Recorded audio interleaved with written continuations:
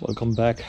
I received a request to make a video on the parking adjustment, handbrake parking adjustment for this vehicle. So I had to do the rear brake pads on this car, so I thought, okay, let's go ahead and do the parking brake too, because the parking handbrake is quite loose in this one. Currently is taking around 11 to 12 clicks and to hold the vehicle. There are three sections that we need to take care of, or usually anybody who's doing a parking job on this car has to take care of. The first one is the tensioner mechanism for this handbrake. So this is an auto tensioner that's installed here, and there is a mechanism to do that. That is only required when you are changing the cable on the car. I'm not going to do that, so I'm just going to avoid that. But if you have such an issue, I can make a video on that. That's fine. What I'll be doing is the second and third part. The second is in these vehicles with both tires, there are individual parking prows which you have to adjust, and then in the third section you have to go underneath the vehicle, and then there is a adjuster bolt which applies equal force to both tires. So you have to adjust that one to make sure that it holds it.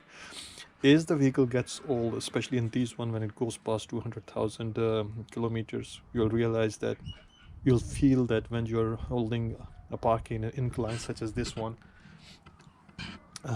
and when you let the brakes go, the brake pedal go, and the parking brake is engaged, you'll feel that only one of the wheel is holding it. Like the vehicle will slightly turn right or slightly turn left, you'll feel it, you won't see it.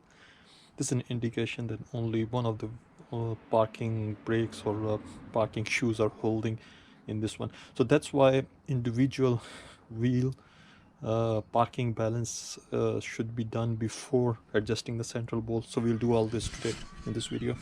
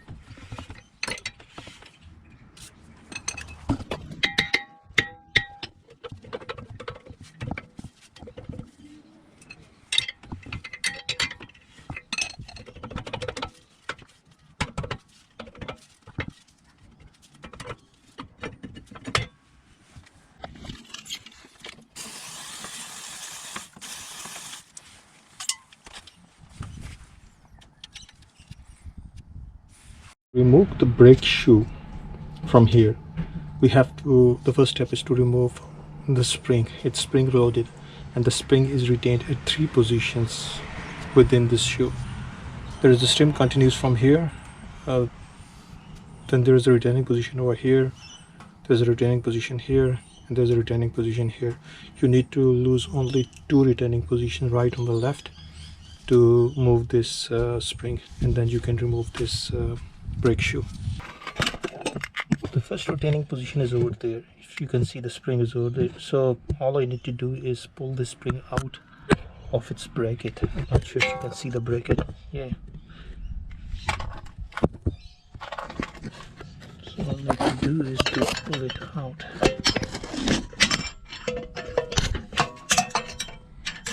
This one's out.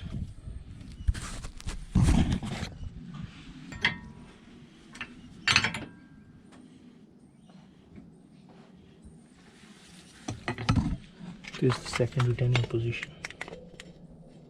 See? What you need to do is to pull this thing out. So now it's... Look at the back, we can see the spring. So just move it out slowly. If you can remove the spring, that's better.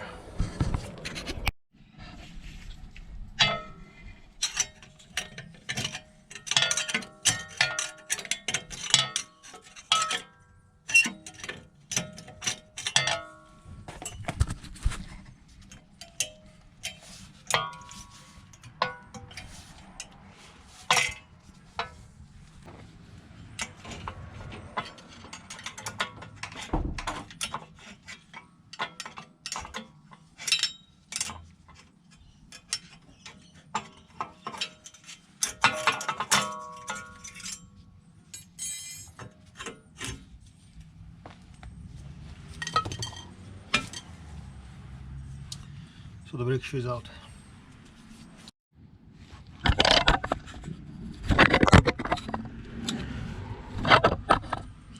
Similarly, on the right side, this thing is a screw, so just unscrew it totally. Push it from underneath and unscrew it totally.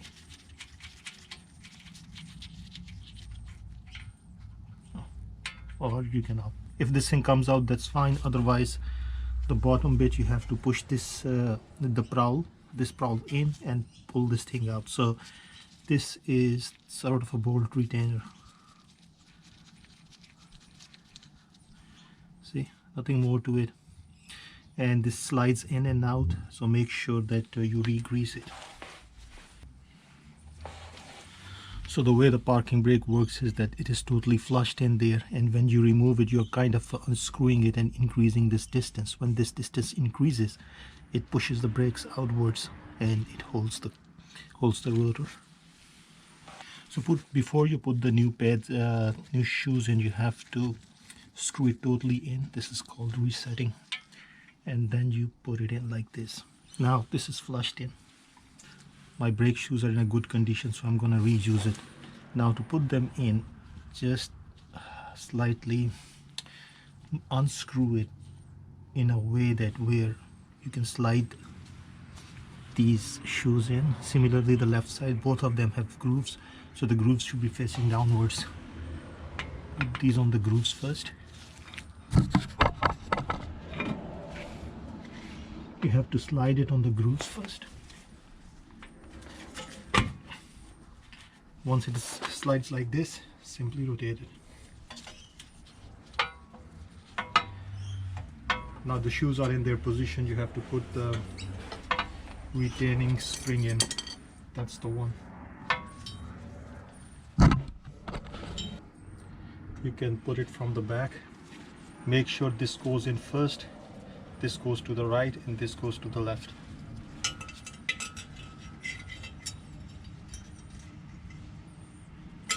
So there are 2 dots on the top. Just try to align the dots with this flat surface.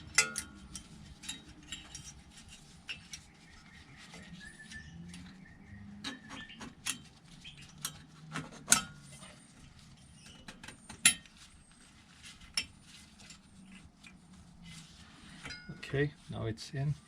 All we need to do is put the wire back in those two retainers of the light and the left. It will be easier if you start with the left one. I have this old flathead that made a small notch in it so that it can hold the wire. So just hold the wire and push it back in.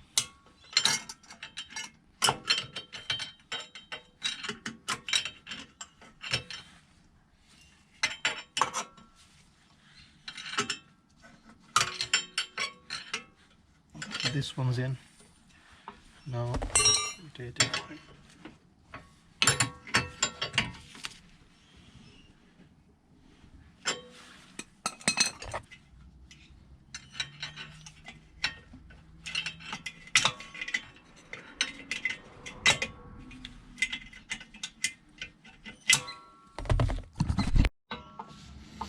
Okay, so now both of them are in. You can move it around and see if it's rigid or not. Now the last bit is to setting the width on these brake shoes. There is a factory specification which is on the screen. The width from here to here must be within that specification if you just want to do it blindly.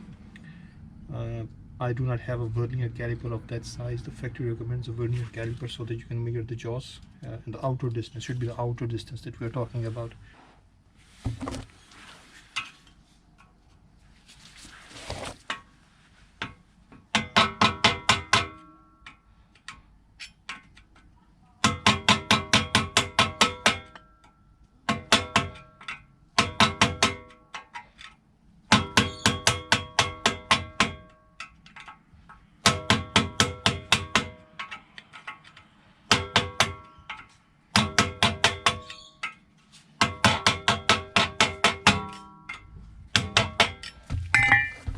We can see that it's moving out.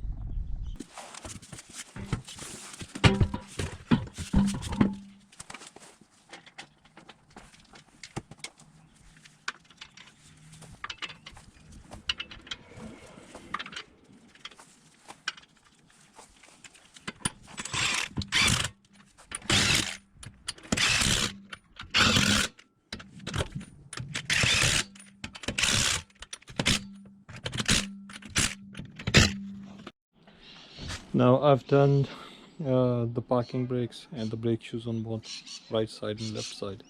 I've done the adjustment and replaced the brake pads too. The final thing is now adjusting the handbrake. So the first step is to lower all the way this handbrake lever down and then just lift it one click. Now this is one click. We will go back and we'll see if we can rotate this tire. Okay, that's fine. It's a rear wheel drive and it's a bit difficult to rotate, but that's fine. Now we get underneath the car and we'll look between the center axle and exhaust, and we can see the adjustment screw. All we need to do is to rotate this thing. We have to rotate it so that it actually consumes the slack that we have.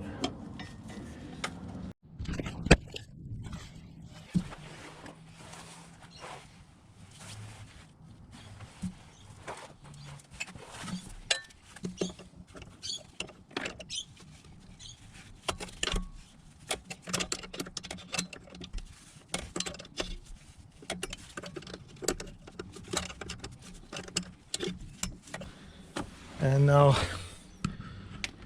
any more and the car is not going to move, so it's dead. So here's how it looks from the bottom. I have to move it probably, I don't know, 3 centimeters to get the adjustment what I want. So 2 tips in here. First of all, before starting, soak it with WD-40. It will be a lot easier. And secondly, you can use the box end of the wrench. It will be easier to do.